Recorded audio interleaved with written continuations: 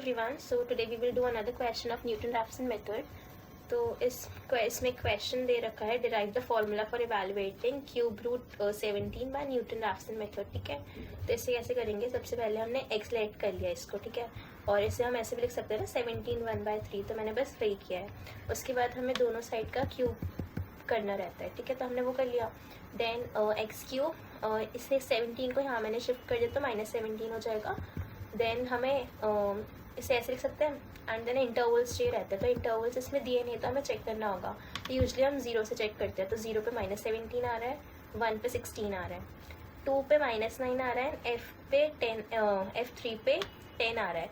तो हमेशा जो इंटरवल्स होते हैं हम चूज़ करते हैं तो एक नेगेटिव होना चाहिए, एक पॉजिटिव होना चाहिए. तो ये दोनों, एक नेगेटिव है और एक पॉजिटिव मिल गया, तो ये इंटरवल होंगे.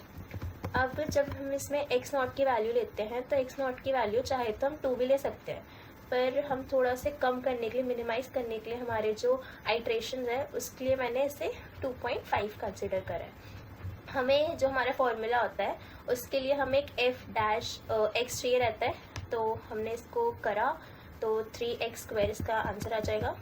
देन x0 को 2.5 पुट कर लिया. अब f ऑफ 2.5 मेरी ये वैल्यू आ जाएगी.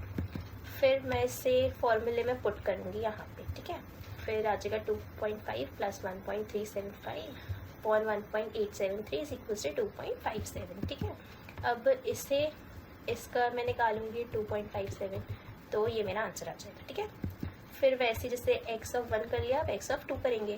तो x ऑफ 2 कैसे निकालेंगे. 2 + 5 7 माइनस, मैंने सॉल्व किया तो ये आ गया. एंड मैंने f' ऑफ 2.57 भी निकाला था तो वो ये आ गया.